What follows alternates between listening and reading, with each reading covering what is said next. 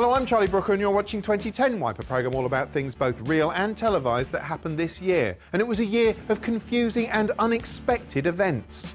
Our bewildered nation experienced a general election which nobody won, had its holiday plans thwarted by an Icelandic volcano, and saw bemusing footage of revered author Salman Rushdie answering showbiz questions while playing ping pong on The One Show. Bring me your X Factor. X Factor. EastEnders or Coronation Street? EastEnders, Coronation Street. EastEnders. OK. But we start, as years often do, with January. Yes, January, and just as predictable was the annual Winter is Cold story, in which Britain gets twinned with Narnia, and everyone gets a few days off work aside from a legion of unfortunate current affairs foot soldiers who had to stand outside like cheerless snowmen, gazing forlornly at the viewer like tramps staring through the window of an upmarket restaurant. Largely, though, it was an excuse to turn the news into a screensaver consisting of pretty snaps of Britain coated in magic pixie dust. Mind you, anything looks nice with a bit of snow on it. A gallows, a dead dog, Michael Gove. And thanks to the icy pavements, there was also plenty of hilarious slapstick on offer to liven up the news reports. All they had to do was point a camera at a street and wait for some painful moments of comedy.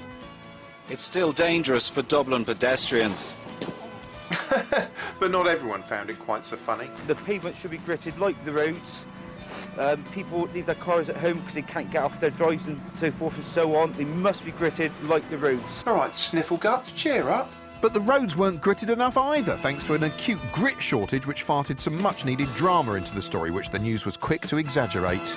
Without grit, even Britain's largest and most important roadways will deteriorate into almost impassable death traps. Throughout the snowfall, the news seemed keen to paint the whole thing as a nationwide disaster, although the public selfishly enjoyed it. What about this travel chaos, the misery across Britain, snowbound Britain? Doesn't matter, does it? Sticking with icy fun, there was the return of celebrity Fracture Factory Dancing on Ice. The appeal of Dancing on Ice is that it's effectively amateur Formula One. These people can't do this and one of them might die. Or lose an index finger. I mean, that's the least they could do. Someone who's presumably keen not to lose any other parts of her body was competitor Heather Mills. Quite possibly a last-minute replacement for Radovan Karadzic. Also in January, the nation was delighted by the launch of a wonderful new advertising campaign. Can I have your car keys? It's incredible, really, to find yourself pining for the good old days of Howard. Who's supposed to listen to this station anyway? I would genuinely rather hear the 4-minute warning coming out of a radio than any of this shit. Witnessing this bumwash, it's worth remembering that the Halifax part of HBOS was bailed out to the tune of £25 billion by the British taxpayer in 2009. So basically what I'm saying is you funded that commercial, you bastard. But not all TV was awful in 2010. Some of it was good. For instance, the reimagining of Sherlock Holmes, tucked away in the summer schedules when everyone is assumed to be outside having water fights, was fantastic. Gleefully written, carefully made, lovingly performed, and just the right side of panto. I will stop you. No, you won't. Also, the US channel that brought you Mad Men served up some dead men instead in the shape of thunderous, doomy epic The Walking Dead, which featured more shuffling cadavers than the House of Lords. And fans of period costume were catered for with ITV's classy and imposing Downton Abbey. Oh, Downton Abbey, that was quality. It was about these medieval people who lived in a house with antiques in it, but they didn't know they were antiques because it was the past, so they were still new. The house was massive, like you'd have to be like Trevor Nelson or something to afford a house like that. And the people who owned it were like royalish, and they had these slaves who did all the DIY and baked eggs for them and stuff. It was beautifully shot, I reckon. They must have had at least 2 cameras filming that, with really good film in them. Sometimes the camera was still, and sometimes it'd move, so you never knew what was coming next. And you could hear what everyone was saying really clearly. My first cousin and his son are almost certainly dead. So they have really good microphones too. Anyway, I'll put it on and just like soak up the atmosphere. You know, like, you know, that's what the licence fee's all about. In January, an earthquake struck Haiti, filling our screens with scenes of unimaginable suffering. The news reporters covering the story remained remarkably stoic in the face of events that would traumatise anyone. Modern news always needs to fashion events into a compelling narrative, and the Haiti story was no different. Once it had shown us distressing scenes of overrun hospitals and rubble for several nights, it needed a fresh angle. And so began the search for signs of conflict. Obviously, a massive aid effort organised at short notice in a country whose infrastructure has been destroyed is going to be a logistical nightmare, and there was much coverage criticising the slow distribution of aid. But one of the things holding up the aid was the fear of violence, which the news also seemed fascinated by. The moment footage of sporadic but inevitable scuffles arrived, it was seized on as evidence that the whole of Haiti was about to descend into barbarism. But with aid struggling to get through, the country is spiralling out of control. Haiti now is not just a tinderbox of simmering desperation and anxiety. It's possibly just one step from something very ugly indeed. At times, the news seemed to frame the threat of violence as not just a possibility in any society that's hit by a massive disaster, but as something endemic to Haiti itself. But there's this ugly undercurrent, sadly, within Haitian history, which has the ability to turn. It has the ability to quite literally fight for survival. Hence, you're seeing not just doctors and aid workers on the streets, but riot police too. Oh, the ugly undercurrent in Haitian history presumably distinguishes it from, say, Britain, a country whose own history consists of millennia of uninterrupted peace. Still, whatever, here's some angry foreigners.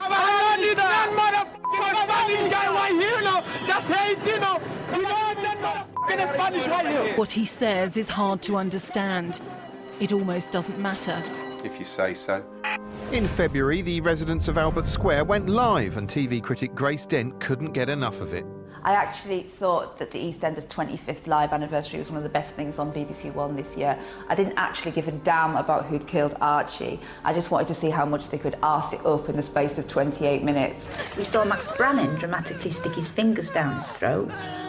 We saw supposedly dead Bradley's hands strangely moving. I think the best part of it was probably Jack Brannan slurring and stuttering over his lines. You got a motive, Bradley, all right? You found out what she was.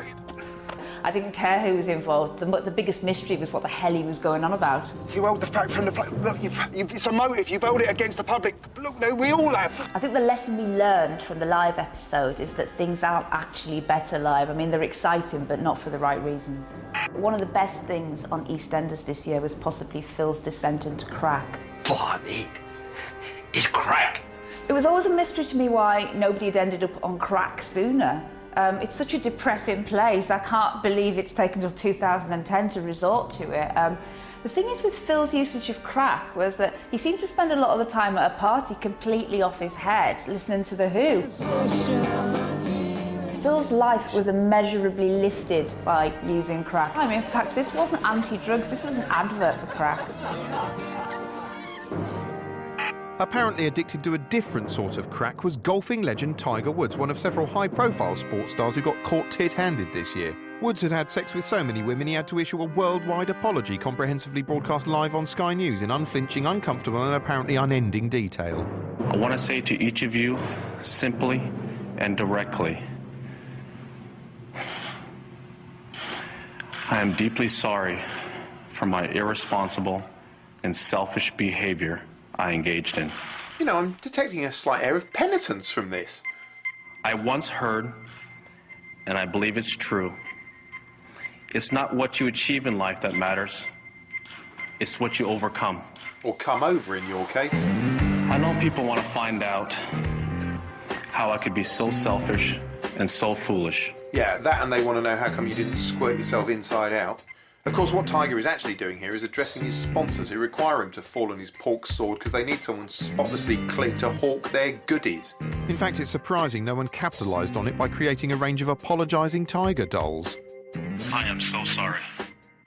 Before long, the incident had become an advertising opportunity, with Tiger appearing in a bizarre and sombre Nike commercial in which the voice of his dead father could be heard quizzing him.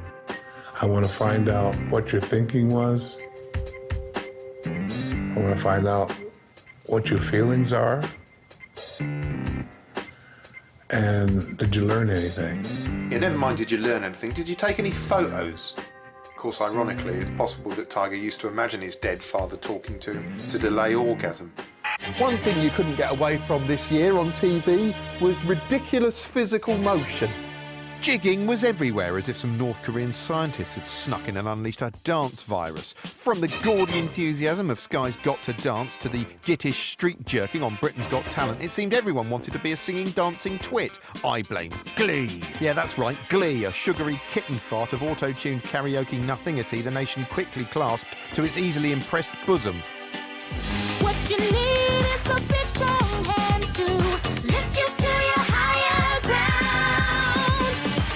Essentially an ironic reboot of the Mickey Mouse Club, it centred on the can-do adventures of a yodeling clump of high school outcasts, all of whom were suspiciously screen-friendly, taut-bummed outcasts. And that's basically my problem with this. These people are not proper outcasts. Proper outcasts don't groove along to feel-good pop songs. They sit in the corner silently plotting revenge on people like this. Apart from a brittle turn from Jane Lynch as a domineering PE teacher, it was almost indistinguishable from the stuff it was meant to be parodying, complete with inspirational homilies and can-do bollocks. I had to find this new person inside of me. The one that was okay with what happened. I just feel so bad about myself. And that guy who made all those bad choices, who ignored the signs, he's gone. What an exhausted nation needed after that was a good old-fashioned fly-on-the-wall documentary about everyday people doing everyday things. Pineapple Dance Studios was Sky's gritty, unflinching look at life at the sharp end of absolutely sod-all squared, and it was narrated impossibly by Michael Burke. Monday morning, an artistic director, Louis Spence, is getting ready for another hard day in the office. Hearing Burke's voice meant that you kept expecting it to suddenly cut to a starving child with flies round its face, whereas what you actually got was somehow more harrowing than that. Twirling at the centre of this vacuum was obligatory flamboyant docu-soap show-off Louis Spence, the sort of lisping, mincing caricature that Richard Littlejohn is presumably assaulted by in his nightmares and confused by in his dreams. God, it's like an episode of Britain's Neediest Man.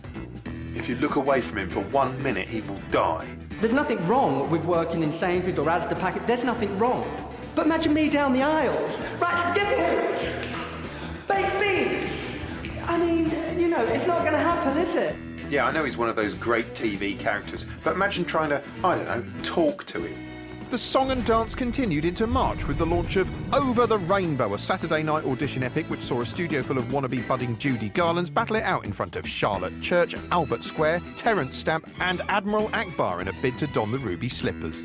Basically, it's teenage girls singing to impress a lord. It's like a scene from I Love 1784. Although, given the way he looks at them, it's actually more like a scene from Jaws. Each week, it basically boiled down to a tantalising sing-off between the two lowest-placed Dorothys. Wasn't it good? Wasn't it fun? Oh, it's rank hypocrisy, really. You know, it's apparently fine for the state-funded BBC to make two British teenagers fight to the death on Saturday night television, but when I get two Eastern European ones to do it in the privacy of my own Thunderdome, the nanny state steps in, and before you know it, I'm the South London monster. Each week, one Dorothy was dismissed in a bizarre cult-like sequence where they handed back their shoes to their lizard handler, then flew away on the moon while the remaining contestants desperately tried to mask their delight with tears.